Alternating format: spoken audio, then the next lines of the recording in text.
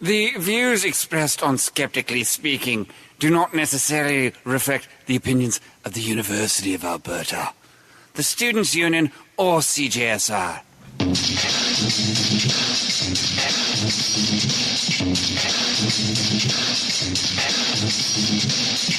Hello, everyone, and welcome to Skeptically Speaking, where we ask you to call in and question everything.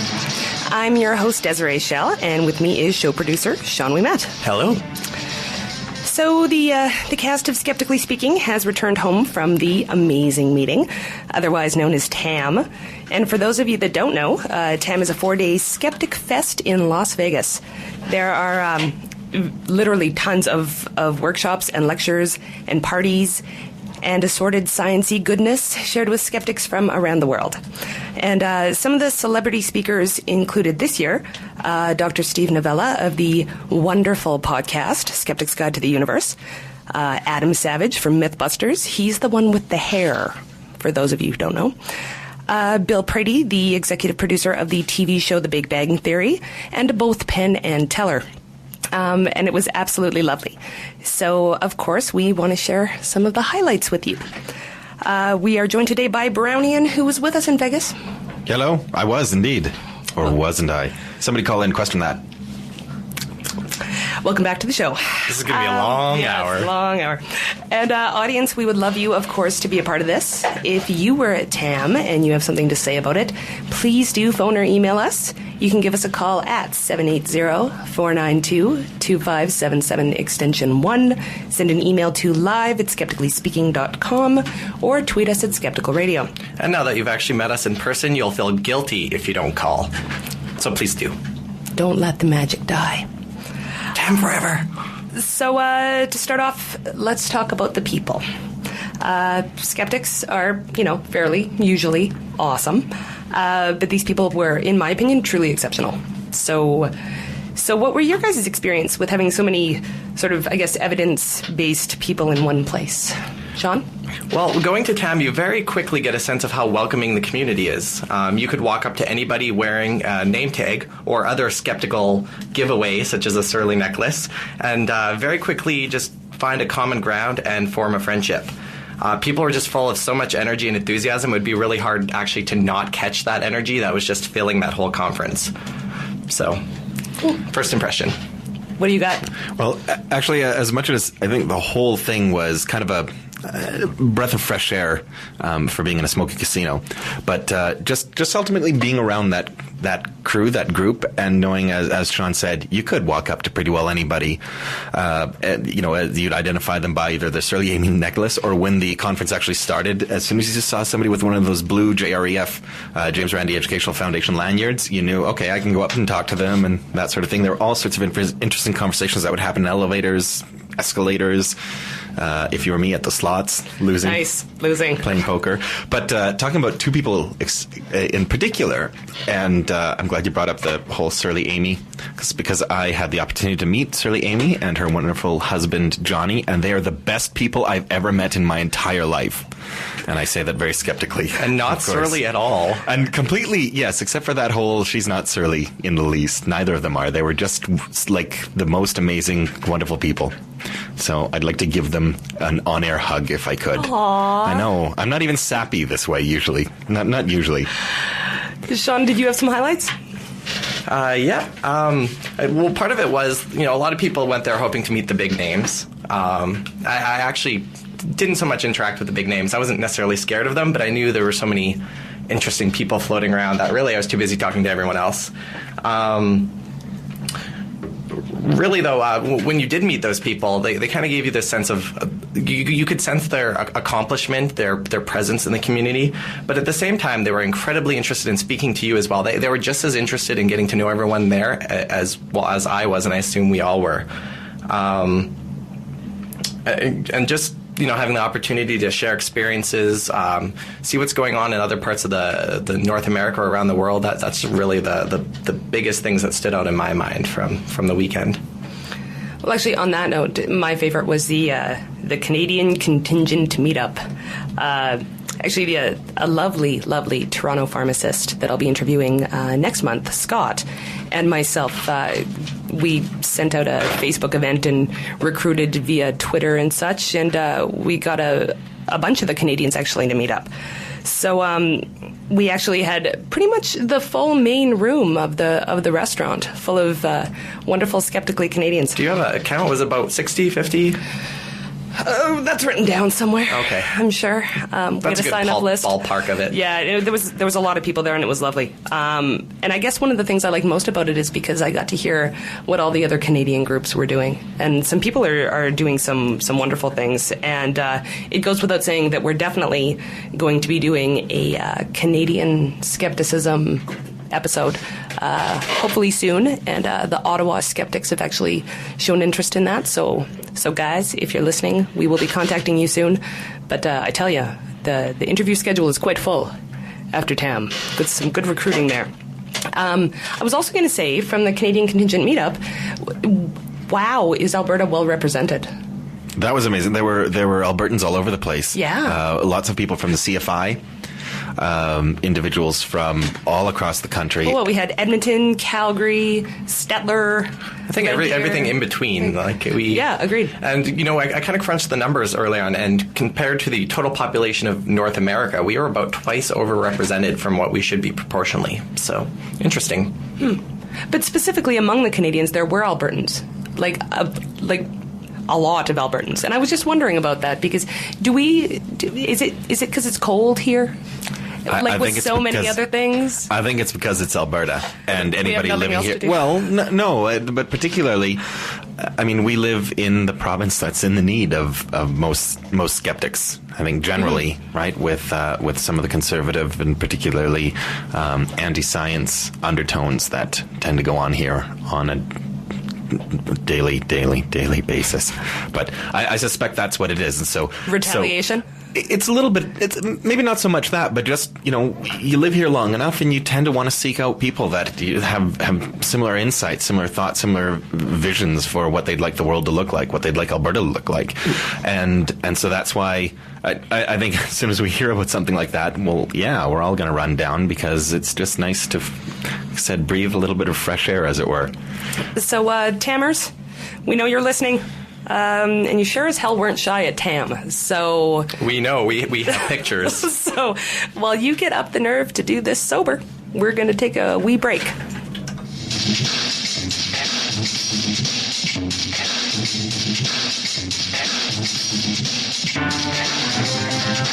Skeptically Speaking wants you to question everything.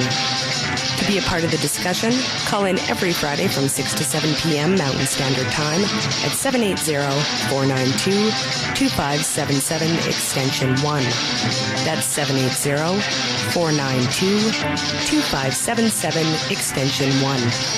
You can also email your questions and comments before or during the show to live@skepticallyspeaking.com, or if you're on Twitter, we're at Skeptical Radio. After the show, continue the conversation on our website at skepticallyspeaking.com, or check out our Facebook group. You can also subscribe to our podcast on iTunes.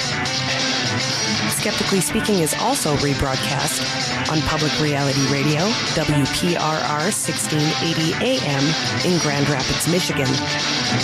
Citywide LP 99.1 FM in Madison, Wisconsin, and on freethoughtradio.com. And now, back to the show. You are back with Skeptically Speaking. I'm your host, Desiree Schell, and today we're doing a recap of our time at the amazing meeting, the skeptical event of the season. So, I actually believe we have a caller on the line. Yeah, he's just getting connected through now, actually, so we'll bring him right on the air, or her. Actually, don't know. Didn't catch the name. Hi, caller. Hello? Hello, caller. Can you hear me? Hi, Nathan. As if there's any question. Long time no see, Nathan. Yeah, it's been, what, a few days? So, yeah, with this topic, I've got to point out something that was told to me by Tobias from Denmark. When you go to TAM, you feel like you're coming home. And he told me that on the first night. I did not fully realize it until probably in about an hour of meeting him. And it was totally, to excuse the euphemism, amazing. Well put. But I hope to hear from some of the other TAMers that we met down there. It was awesome to meet so many people that we've met online, and now they're real people. They and do we just have to wait till next year until they're real people again. Or there's always Dragon Con, which I'm actually considering swinging down to, but that's for another day to talk about that one. Maybe. Well, I'll let you guys go on to the next one. Thanks Bye. for the call, Nathan. All right, so again, anybody that went to TAM, it's 780-492-2577, extension 1. Call and share your stories. Let's talk about the formal presentations, because there were a lot of them. And before we get onto that, can I just go back? I wanted to add one thing, and it was kind of tying into Nathan's comment. And I met Tobias. He certainly was a very energetic, engaging, and interesting fellow. But that feeling of coming home, I was going to compare it to my days here at the U of A when I was actually a student and not just skulking around studios recording my voice. But I used to spend a significant part of my time in the campus pub, and that's what it was just a free place. It was as close to a real salon as you can get, where you just walk in and a conversation was always underway, and you just kind of get in, and if you didn't like that conversation, or if there was somebody else you wanted to talk to, you might just move over to another table and see what they were discussing, and that. So I know for people of all sorts of backgrounds and that were having a great time and mingling, and that seemed to go on consistently, especially at the little bar that was just kind of in the middle of the way, the Del Mar Lounge, where you could just sort of walk in, grab a beer, and join a table. I think every single time I went down there during TAM, there was always drunk people in it. Well, maybe not so much drunk, but not everybody was. But Nope. But yeah. I think another part of it, too, and this is actually a quote I read from Rebecca Watson posted this up just shortly after, kind of reflecting on her years at TAM, and she said, "You're never quite alone at TAM," which I think is quite fitting. We do? Yeah, we do. Hi, Joshua. Hello. Hi. Hey, everyone. It was lovely meeting you all. Yeah, it was nice to meet you, too. Yes, I'm calling from Tokyo, where it's 9 a.m., but I'm listening to your show, damn it. Is this a new record for furthest distance for a call? It just might be. So what story do you have to share? What was your favorite TAM moment? Probably similar to you, Des, going to the Canadian contingent meetup. That was pretty awesome to see, and just to meet everyone and kind of to hear about skepticism in Canada, because it feels like with all the podcasts and with everything else, it's very U.S.-centric, and I have no idea what's going on in Canada at all. That's a good point, actually. Sorry, go ahead. No, that's a good point. Americans are, I think, a lot more prolific than we are generally. So I hear a lot more about, for example, Simon Singh and his libel issues than Paul Ingram, who's having similar issues in Canada, but I've never heard about his situation. So, good point. Well, I say we do something about that. I have an idea. Maybe we can organize ourselves better and actually accomplish something awesome. Oh, productivity? I know. Thank you. Well, thanks for calling very much. No problem. Did I Thank just you. say that? Good. All right. Right on. Thanks, Josh. Way to go, everyone. Thanks, bye. Take care. And, I've just popped onto Twitter, and I'm actually seeing a lot of tweets from our new TAM friends. I noticed the Skeptic Zone out of Australia just tweeted, so I know you're probably listening. Japan might be a little further than, or Australia might be a little further than Japan, so you might win this new record within minutes. Skeptic Zone, Richard Saunders. You're actually on a clip later, so keep listening. Yep. So let's talk about, again, the formal presentations. Brownian, you had some stuff to say. Well, they were all really good. I mean, I know that sounds weak. I'll be more specific in a moment. But I've got to say,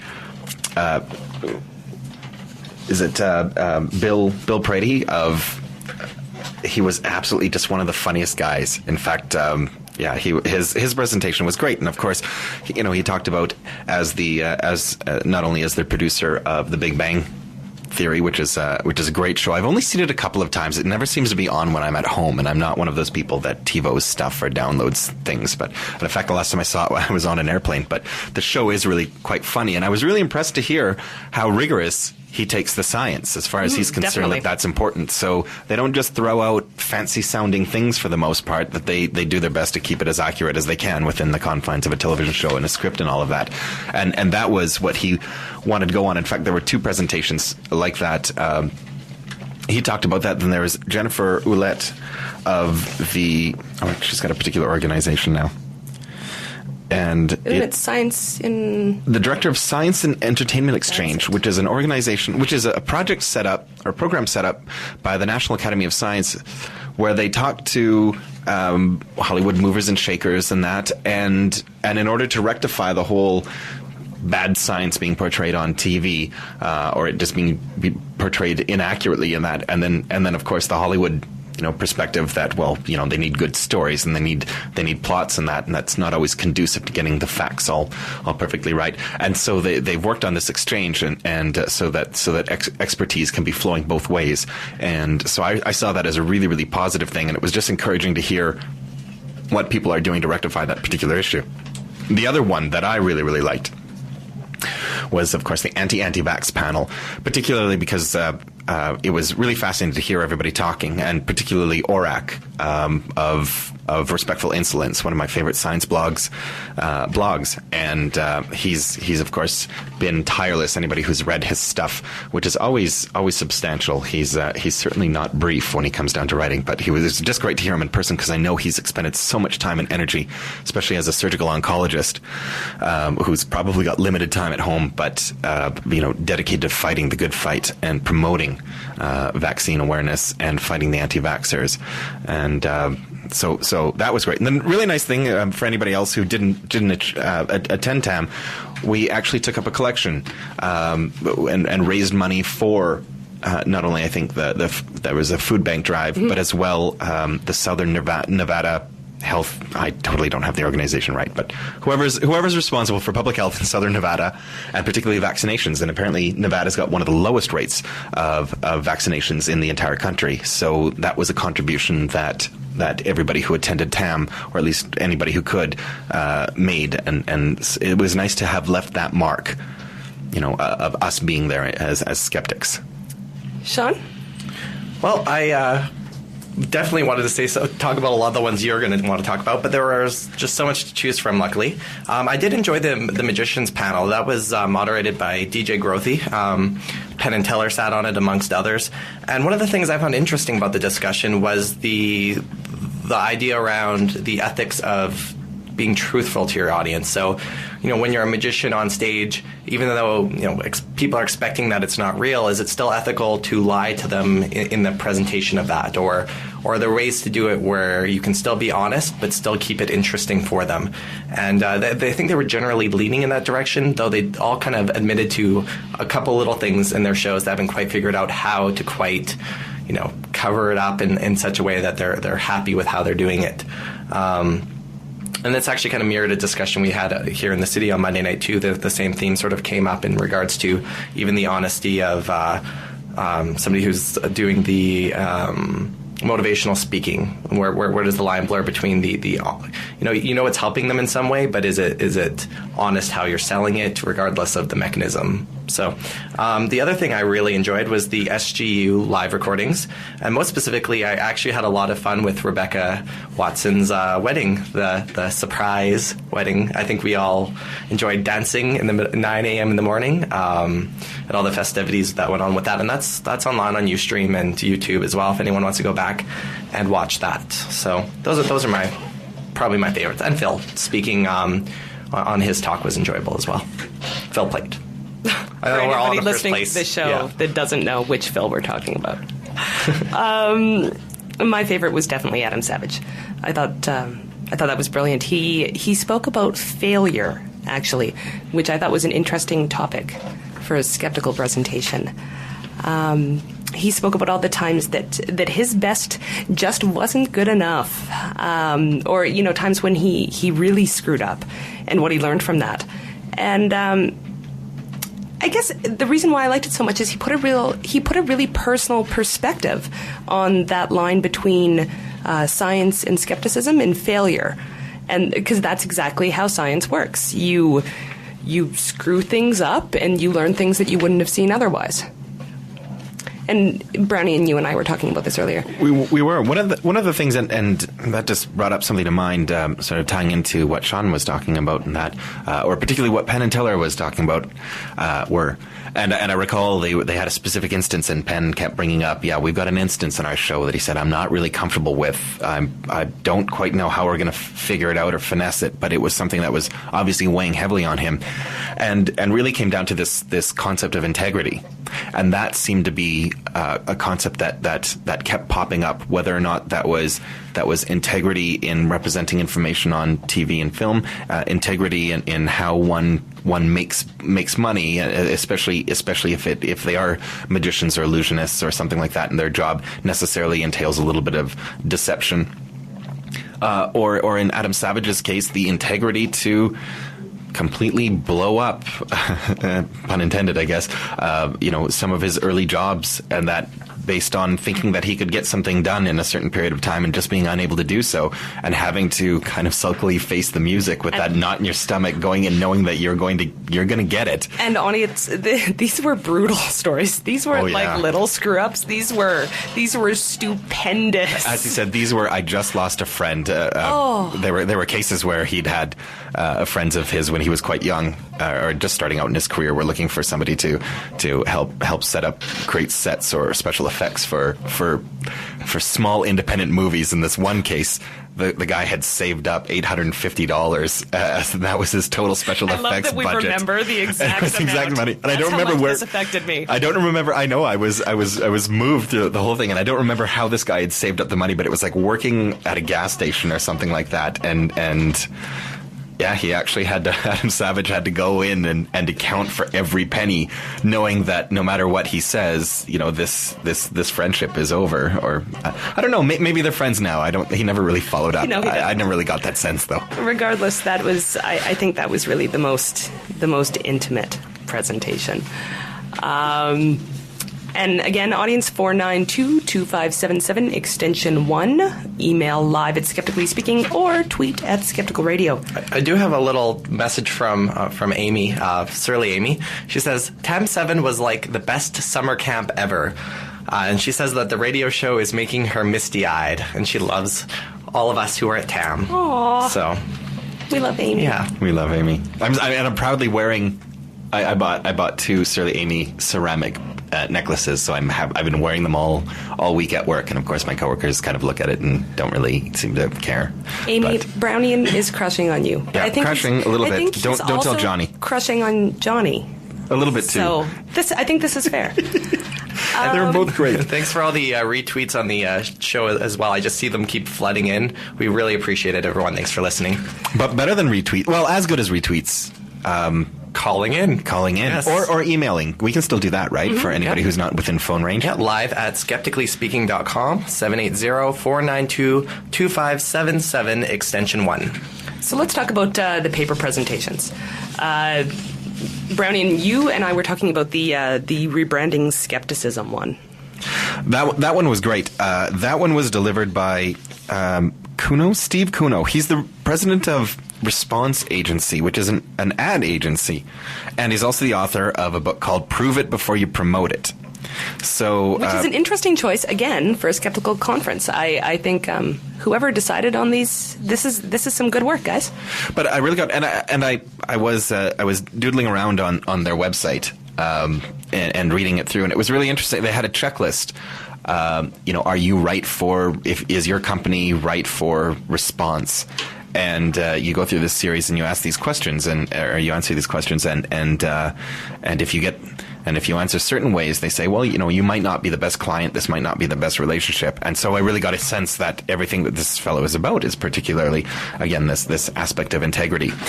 But I don't know how much we want to get into the dreaded F word framing, but I really did appreciate his perspective, because he kept talking about particularly not so much branding as much as, I guess, coming out and being honest, but doing it in a way that doesn't come across as fire breathing. And anybody who knows me online knows that I never ever fly off the handle or am fire breathing. I'm always a paragon of patience and sweetness.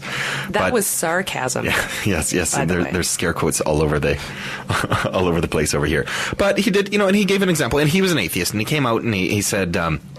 He started talking about, how he introduces that, or himself as a skeptic. And he said, rather than going in and saying, well, I don't believe in all of this, just as an example, he said, well, I believe in whatever the evidence supports. I believe in evidence-based whatever, right? Putting that down and turning it positive and not hiding at any point in time. He said, come across, and if you are a skeptic, if you are a rationalist, if you are an atheist, coming across with some positive messages as well as a pleasant demeanor, and then anything else can be dealt with. And I mean, then you can come out and say, yeah, I'm an atheist and that sort of thing. I don't know how much you need to hide that, but certainly I did notice, and again, this goes, he'd mentioned the food drive and the vaccine drive and that, and positive examples of groups that have been fairly or unfairly demonized in the general public. And he brought up an example from the LGBT community in Salt Lake City, going up to protest, I guess once a year, the head of the Mormon Church comes out and addresses everybody, and they went to go protest, but rather than going up and directly protesting them in response for Proposition 8, they organized a massive street cleaning. So they went and picked up some garbage, and they did a few other things. So essentially, the headline still got written. It was still there. The LGBT is protesting this individual. But then it went on to say, and this is what they did in response, and they cleaned this up, and they did these things, and they did these great works, and so again, it was just putting on. Now, I don't think they have anything to apologize for that. They need, to do these things, but I certainly do applaud their effort in saying, well, we're going to head off this negativity right at the start. Did now I didn't go to this presentation, so did he say anything about there being a time and place for that kind of maybe less positive skepticism? He didn't talk about that too much, although I certainly did get the sense that he wasn't, and I'd say as opposed to many of the people that we sort of identify with the framing movement in atheism and that, he certainly didn't set himself up as a spokesperson. He certainly didn't say this is the only way to do things. It really came across as more, there's a time and a place for this, being relatively positive and that. And using those opportunities for building consensus or something along those lines. So while he didn't come out and explicitly say, yeah, go ahead and breathe fire at other things, maybe he did. Maybe I was too busy jotting down notes. But it certainly was look, there's a time and a place to be nice, to be kind, and here are some ways in which you can do that really effectively. Which again, I thought it's just throwing more tools in your toolbox, right? So Absolutely. That makes you more effective. In whatever it is that you're doing, however it is that you're trying to get across. Agreed. We have a caller? Yeah, it's actually a past guest of ours. You may know him from the site whatstheharm.com. At least I hope this is the right Tim from Atlanta. How's it going today, Tim? It's going all right. How are you guys doing? Hi, Tim. Thanks for calling. I see you made it back safely from TAM. Does sleep deprived counts, right? That's still safe. I'm still personally stuck on Pacific time. Absolutely. You know what's funny is you're actually next on our list of people to talk about their paper presentations. Uh-oh. No, that's all right. You phoned instead. You're off the hook. Yeah, I just wanted to say I really liked Steve Kuno's presentation, too. I kind of, if you paid attention during the various presentations, there was kind of a theme going, or at least it was sticking out. Maybe it was confirmation bias on my part, but there was a moment in Bill Prady's talk, and Steve Kuno's talk was threaded through it, and I even mentioned it in my workshop on Thursday. All that same sort of theme that skeptics need to do a better job of, getting the word out without necessarily chewing people's heads off. Planting those seeds so that people can think about things without, because what happens is when you challenge people's beliefs that cognitive dissonance, rears its ugly head, and that causes an emotional reaction in people, and they don't want to hear what you're telling them. But if you can gently drop a little seed in and say, hey, look at this book, or hey, go look at this website, you can actually have, I think, a bigger effect. So, Tim, would you say that there's any time for, I guess, that righteous indignation kind of skepticism? Yeah, I think so. Sometimes when you're debating like a true believer, maybe, someone who's really, really pushing their stuff, or I don't know. I'm not much for the debating because I'm, like you were saying, I tend to get mad and yell at people. So I try to avoid those situations and kind of hang back and build tools and help people on the internet and stuff. Yeah, and you're brilliant. Thank you so much for that. What I wanted to say was that everybody's all excited coming back from TAM, and I want to issue a challenge because it was TAM 5 that got me involved in skepticism. It was coming back from TAM 5 and being excited about what I saw at that event that led to whatstheharm.net being created. So I want to challenge everybody who's listening to this show and everybody who just came back from TAM 7 to channel that energy and figure out some project to go work on. It doesn't have to be a website. It could be anything, but go do something. Use that energy to become, to do something in skepticism, be it a local group, Skeptics in the Pub, build a website, build a blog, contribute to someone else's website or blog or podcast. Just do something. I hope people take you up on your challenge. Absolutely. Thank you so much for calling, Tim. It was great meeting you guys all face-to-face. Yeah, you too. Yeah, we really enjoyed meeting you, and we look forward to TAM 8. Yes, absolutely. All right, we'll see you there. All right, see ya. Bye. Bye. So, again, the number is 780-492-2577, extension 1. Email live at Skeptically Speaking or tweet at Skeptical Radio. So, projects. Okay, that was awesome. What? Tim just calling in. I know. I'm trying not to... Okay, that was my calm voice. Particularly because, and especially what he just said, because it was his presentation that had that effect on me, sort of the lighting the fire under my butt, as it were, and going on to say, because the presentation that he did was titled "How Are We Doing in Evaluating the Skeptical Web Presence?" And essentially, it was all about search engine optimization and just making sure that your web presence, whatever that be, your blog, your website, is searchable. It's found fairly high, and how to do that, and particularly as a skeptic, how to criticize other websites without bringing their search engine hits up higher as well, using no-follow links and that sort of thing. I can't remember a lot of the details in particular. Like as I said, I was busy jotting them down. Some of them, but it really made me realize I've been kind of squandering this. Haven't been taking such things into account when I've been writing or blogging or anything like that. Using the right links, making sure that I've got keywords in the right tags and all of that. As you can tell, I'm certainly not an expert with HTML. And Tim's work is it's an amazing resource for stuff like this. People should definitely check out whatstheharm.net. But given especially that there were a couple of there were any number of speakers kept making the joke that they'd say, oh, we know that at a conference like this there are a lot of people that really don't know a lot about computers, right? Ha ha ha! Because I don't know, 9 out of 10 people there were programmers or had something to do with in the IT field. So that was great. But it was really great to hear somebody say, okay, here are some concrete steps. This is how you can do it. And especially coming from somebody who's, he created his website after TAM 5, so that's 2 years ago, mm-hmm. and look how easily and often it comes up. And Tim is one of those people that, I see Krelnick on Twitter, I see him on the JREF forums, I see him everywhere, and that's great. But that was really nice to have him call in, like I said, because that presentation, and it was nice that it was kind of the last one, because it got up and I was so engaged. I thought, okay, I got to go home. From now on, when I'm commenting, I'm linking to the right things, and I'm making sure that I'm putting some effort into knowing how this is done. So, yay, Tim! Thank you for organizing Brownie. I think we have another call on the line. We do. We have Richard from Edmonton on the line. Hi, Richard. Hey guys, how's it going? Good. Also, long time no talk. Yeah. I just wanted to tell my quick story from TAM.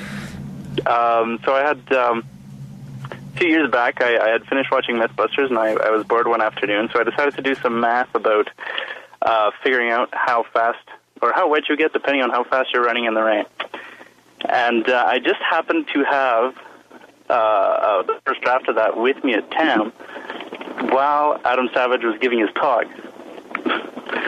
So I kind of looked at it, and I stepped the stage, looked at it again, and thought, hey, maybe I should show this to Adam.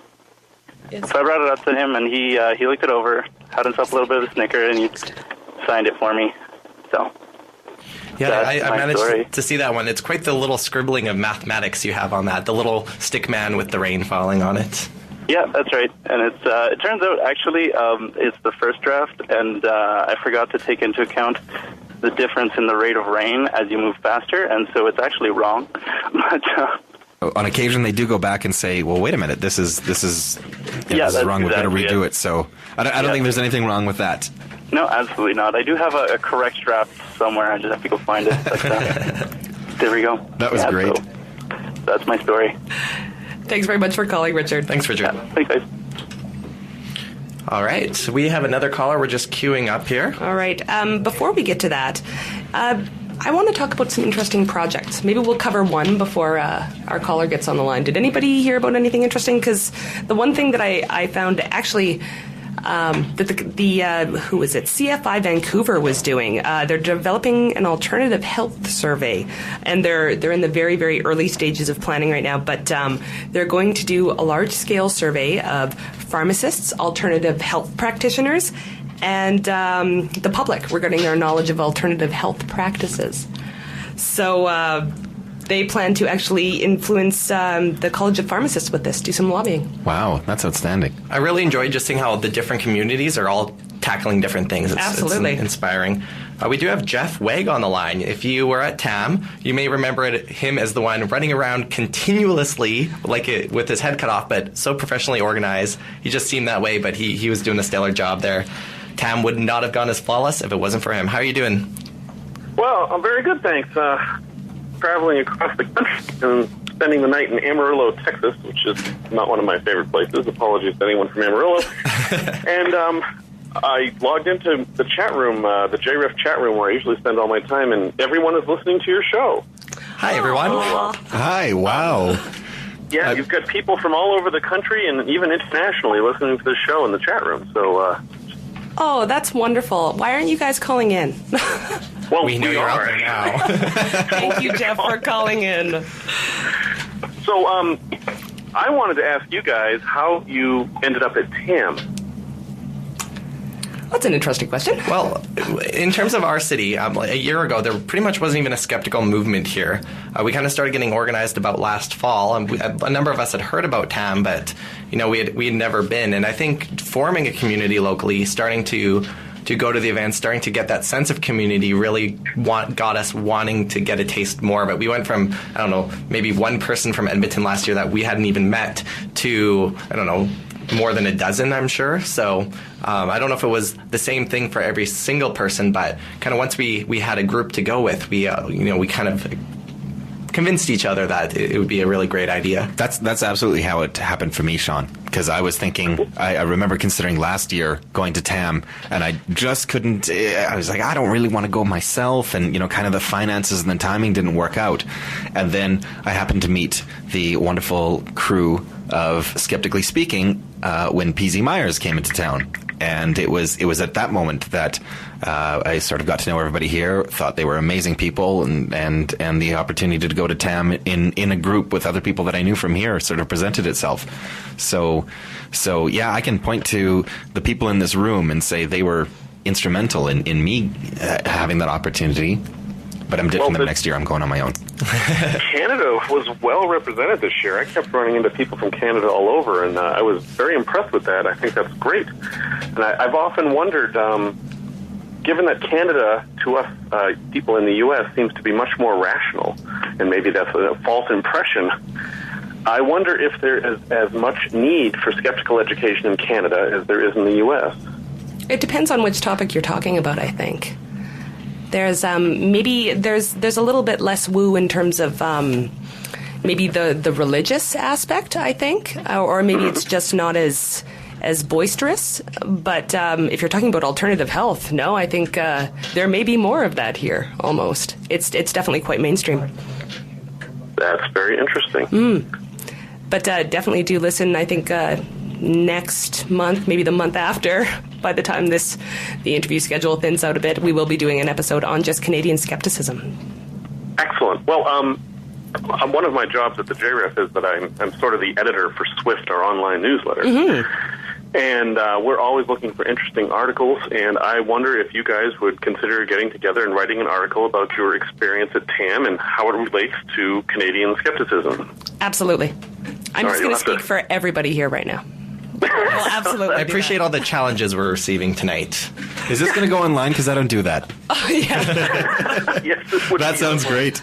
That's Swift was Swift was the first online resource that sort of got me into the skeptics community too. I keep running out all these people. It's like this is your life, Brownie, but Swift and the JREF was the first one, and I can't remember how it happened. I was at work, something like that, quite late, and Sylvia Brown came up or something like that. And there I found James Randi and the organization. It was great. Well, excellent. I'm very glad to hear that. Thanks so much, Jeff, for calling. And thanks so much for all your work. Yeah, we do appreciate it. Yeah, very much. Outstanding. Well, one of the amazing things to me, and I will leave, I promise, is that I actually get paid to be at TAM. I mean, that's my job. And people who have paid to be there come up and thank me. And it's just wonderful. So, thank you guys for coming, because without you guys there and everybody else who came, there wouldn't be any TAM. And you wouldn't have a job. So and I wouldn't have welcome. a job. Okay, guys, have a good show. Thanks you so much. And just so our listeners know, I have popped on the JREF chat room, so if you have any questions there, we still prefer the calls, but I want to give a little shout out because apparently you're all talking about us. So we'll give you some time to group your thoughts together, maybe while we go to an ad. Next time on Skeptically Speaking, we'll be talking with a gentleman codenamed Null Session about cybersecurity. You know he knows what he's talking about when he won't even give us his real name. We'll be discussing the people who read other people's email and how you can avoid them reading yours. What are hackers actually capable of? What's urban legend and what's fact? You'll never know who's listening if you don't listen to the next Skeptically Speaking every Friday at 6 p.m. Mountain Daylight Time here on CJSR.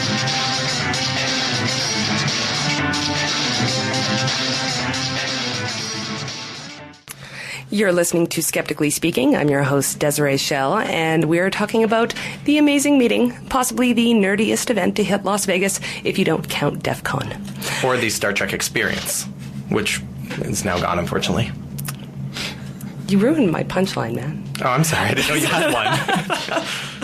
So a big topic at TAM this year was actually the diversity issue. Who wants to start this off? I can jump in with that one.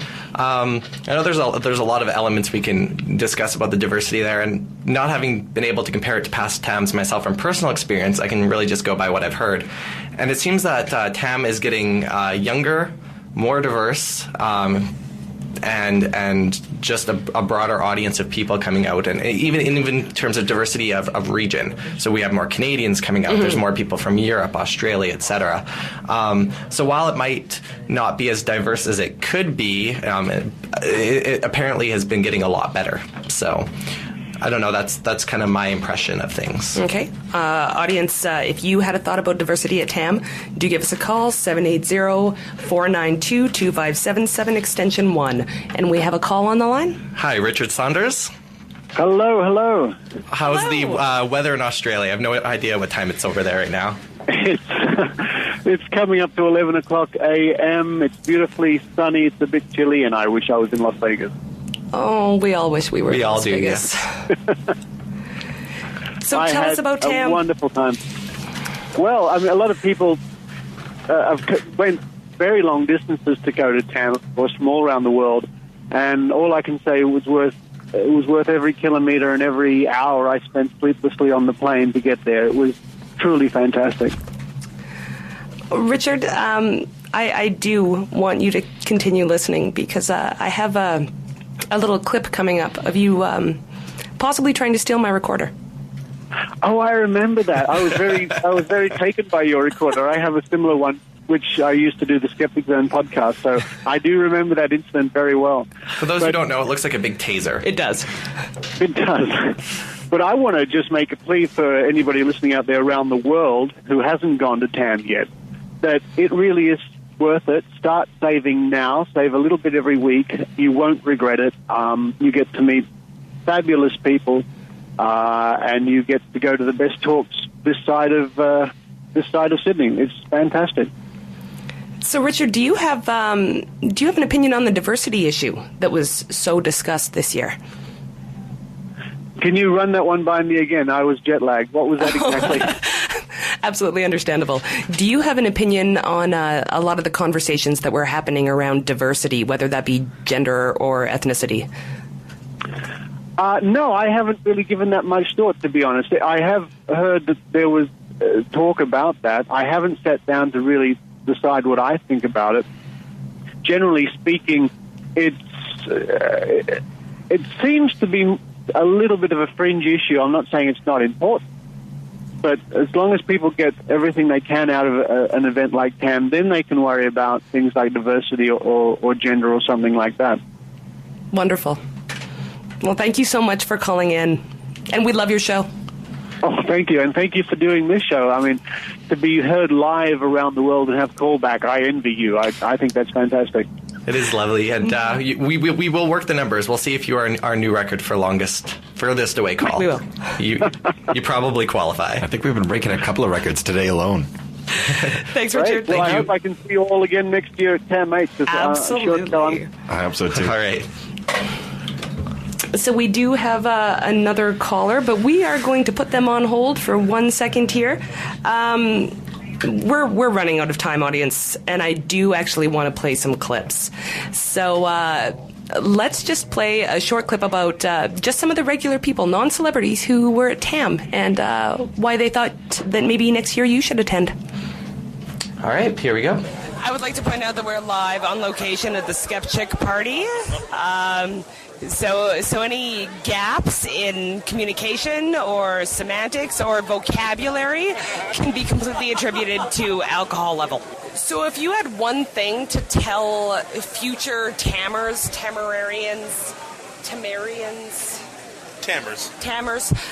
you had one thing to tell them why they should come to TAM, what would you say?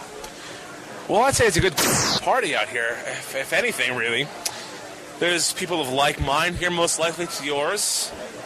Everyone's friendly. I've not met a bad person yet, and that's extremely great because even though I also agree that there are probably many fewer bad people in the world than there are good people. I think it's a very disproportionate number of good to bad. Everyone here seems to be very friendly, outgoing, welcoming, and even though this is my first TAM, I've had a blast for the past couple of days. It's we've had impromptu events this spring up and happen. It's a real good time. And educational, too. So if you're an autodidact like myself, or you're just a curious person wanting to learn more, come out to TAM. So how would you encourage people to come to TAM? I would encourage them to come to TAM for the people. I've met more people with like minds in the last 48 hours than I have in the last 48 months. It's about the people. I've made contacts I never could have made any other way. I've met people I've dreamed of meeting and never really dared hope I would actually meet. I've been in the room with people who are, so much smarter than I am that my IQ went up just walking in the door. That's why. How can we excite other people about attending? Man, you'll come for the skepticism. You'll come back for the people. Yeah, you see Adam Savage running down naked down the middle of the hotel middle of the night. That's a sight you got to forget. That's the price of admission right there. And all you girls that love those hot, really super intelligent guys, you got to get here. The drinks are really cheap. The guys are really cheap. I was going to say that it must be every man's dream to have women that really understand biology. It's true. I've always been looking for a woman who will toss me on a bed, rip my clothes off, and discuss the Krebs cycle. I want this. And this is the one group of guys where Jenny McCarthy, even naked, is not welcome. Whoa. Okay, you guys have no idea how long that took to edit. You can't actually edit out drunk most of the time. And that, just for all of you guys, the sound covering up the swearing on that first clip, that was the warp drive. Just so you know. Nice. Thanks. I was too busy laughing my head off to be able to hear What that. drive from which? Oh, don't even start with me. Apparently, we have a caller. Yes, we do. We have Naomi from Texas. Hi, Naomi. Hi, how are you doing? We're doing well, thank you. Yes, well, I went to TAM also, and I've been in the chat room watching the discussions. I was going to comment about the diversity also. I'm in the oil business, and so most of the places I go have no women, or a very small number of women. And so when I go to TAM, I see a lot of women. But this year they said there was 30%, which to me is like a chick fest almost. I also really enjoyed seeing that as I've gone each year, that the age ranges get broader and broader. Absolutely. You know, I took my sons; they're 21 and 25. I will add that the 25-year-old disappeared with a bunch of Canadians and went off drinking all weekend. I never saw them again. Sorry, we do that here. Yeah, and then they go up to people in their 80s, obviously, like Randy. And so it's very exciting to be able to go someplace and see such a wide variety of people, ages, backgrounds, genders, parts of the country. Richard Saunders called. He's my second favorite person in the whole world. Second favorite. And to get to spend 4 days with these kind of people, I come home and I'm down for a week just because I miss having. It's like our revival. Or as one of my friends said, it's like we found our tribe. That's awesome. Yeah. That's wonderful. So if anybody from Houston's listening, Google Houston Skeptic Society. I started it last year. I'm up to 200 people. Love to have you join.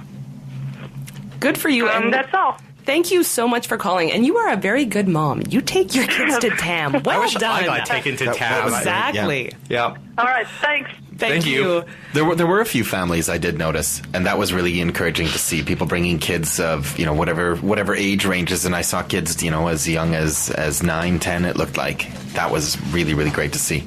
I kind of have one funny story on that. I was kind of, that wave where you kind of remember having met somebody like a little earlier at TAM. Yeah. Kind of did that in the hallways walking by, and you kind of do that, where did we meet at TAM kind of look. And then she's like, very quietly, she's like, at the Skep Chick party. My parents are over there, though. I got to go. And then I kind of answered really loud, and I realized, did I just get her in trouble? But anyway, I did want to say one more thing about the diversity issue. There's actually a new Facebook group that one of the TAM attendees started. It's called Women for More Women at TAM 8, and I'm actually going to put a link to it after the show. So it is a closed group, so you'll have to ask for an invite, but do join. It's quite interesting in there. Now, we don't have another caller? No? Because if not, I can actually read an email that we received before the show. Now, this is from Brad of Skepdad blog fame, and he had this to say. If I believed in the ability to recharge one's spirit from a gush of supernatural energy, I'd probably use that to explain it. But I don't. So instead, I'll just say that being a skeptic who writes a skeptical blog, contributes to the skeptical community, and otherwise is doing skeptical things for a measurable quantity of time for a majority of the days of the week, well, I've been getting pretty drained. I've been dragging my skeptical feet, not because I'm avoiding, but more because I'm just overwhelmed. Thankfully, TAM was a recharge. A very surreal recharge where I bumped into and had more skeptically famous folks and many others just there for the same reason as me. Did I mention I sat beside Yale Man Chan for most of the second day? He's a neat guy and apparently a Facebook addict, judging from the amount of time he played with his BlackBerry during the presentations. I made a dozen pages of notes. Of course, we were all there pursuing our own little agendas, promoting, interviewing, stalking, and I mean that in the kindest way, Nathan. And I was gathering blog ideas. I've got inspiration enough for the next year to generate some great topic-relevant articles for Skepdad and the Skeptographers. And I'm feeling very much lifted by the experience. And as far as the impending burnout, I think that being in a room and knowing that there are so many people pushing the same, I hesitate to call it this, but the same agenda on many different fronts is exactly as awesome and as amazing as it sounds. And though I spent way more money than I should have, Vegas was pretty sweet too. Though don't use the buses. Brad. Thanks, Brad. That's great. Now I think we have just enough time to play the last bit of the editing that I've done, and we're gonna. All of you that I interviewed, we will use you in other shows. Don't worry, this will get done. Okay, so the next clip is actually adorable. I spoke to Richard Saunders from the Skeptic Zone that we just spoke to on the phone, and Skeptics A and Carrie about why they attend TAM. And it was kind of surreal to actually meet these people in real life. But, you know, celebrities, they're just like us. Let's go to that clip. Speaking. Hello, Desiree. You have a Zoom H2. Yes, I do, and it's the most without a beautiful popping thing. shield. It's beautiful. It's Thank lovely. you. I use a Zoom H4. Do you? Yeah. No, this is an H4, love. Then I use an H2. Sorry. Good. Okay. What's in this drink? You know he's trouble. Yes. That's why I want to get him on tape. 6 weeks from Sunday, he's trouble. Would you like blackmail material? Darling, what can I do for you? What I would like to ask is, if you were going to encourage people to come to TAM, what would you say? Need I say anything? I've come how many kilometers or miles, I have no idea. 8 time zones, half a world away, just for 4 days of TAM. It's worth it. And I'm going to do it again every year. Yeah. Hey, what would you say? Well, the first time I ever went to TAM, I sat down at the first meal, and someone said, "You know what my favorite part is? It's like skeptical Christmas. You look forward to it all year long. You're hanging out with people you love, and they bring you things that make you really, really happy." And you know, I gotta say, it's skeptical Christmas. Hey, the only thing we need, a little tree with lights. I mean, and I get starstruck. I walk around and it's George Hurrat, and it's Brian Dunning, DJ Grothy, Randy, and I'm going, Skeptics. and Skeptics. And I'm going, wah, wah, you know, inside my head, wah, and outside I'm saying, hey, DJ, hi, nice to see you, and George, hey, how's it going, you know. And then I'm sitting there next, you know, sort of walking up and down, kind of doing my job, and okay, is that Richard Saunders? Is that Daniel Loxton? Is that DJ Grothy? Is that Michael Shermer? Hey, guys, I danced with Adam Savage today at Rebecca's wedding. Carrie. Yes, I've heard. Oh, you've heard? Wow, there's a story going on. Hi, Desiree. Nice to meet you. And your recorder. I'm the host of Skeptically Speaking. Oh, it's a radio show. Yes, I have heard it. Thank you. The funny thing is, when you're with these people and you shut your eyes, you swear you're listening to podcasts. It's not here. I see that. And there's more back here, too. Okay. So, Carrie, if you were to tell people one reason why they should attend TAM, what would you say? Just great people. It's tons of fun, and you meet people you never imagined you would meet, and lots of friends that you don't get to see very often. It's good. Good friends, good lifelong friends, yeah. And for me, I see these people once or twice a year. That's for all of us. It's crazy, you know? But that's just the way it works. It's like a refueling. I always think of it like I was more of a gamer when I was young, but sort of a gamer. And you know, you get to the stations where you pick up your health and your herbs that'll make you well. That's kind of how I feel about TAM. You are speaking my language. Yeah, it's true though, and it's like, oh, I have 100% life now. I can move forward for the next year. I love Carrie. I love everyone, Tam. So Tam's like the fairy pond in Zelda. It is. It is. Well, I'm going to raise my hand in confusion. That's your time. I was before your time. Be more techno geek versus video game geek. So welcome back to Skeptically Speaking. We're talking about TAM, and we are actually almost done the show. Let's just, since we have so many of you listening right now, let's just mention a couple of the upcoming episodes. Yeah, some of the things we're going to be talking about in the next few weeks. Cybersecurity, you heard the ad for that. Astrobiology. We're going to be talking a little bit about sports mythology and then going into gender and skepticism. Pharmacy, a segment called Ask the Pharmacist. Skeptical education of our youth. And Ogopogo. So, quite a wide variety. It's going to be an exciting couple of months. Thank you, everybody that was at TAM. And I think we're almost out of time for this evening. Did anyone have any closing thoughts about TAM? Why go to TAM in 5 words or less? Do it. Anthony? I think pretty well just what everybody said. It's the fairy pond in Zelda. I don't know how great an analogy that is. Actually. But okay. it is. I'm back up to 15 hearts. Des? Richard Saunders steals your recorder. Okay. Okay. The people are awesome. Exclamation mark. Wonderful. So, Thank you all for listening this evening. We are out of time for today. Thanks everybody who called and emailed. That was brilliant. And Sean and Brownian, thanks so much for participating, obviously, of course.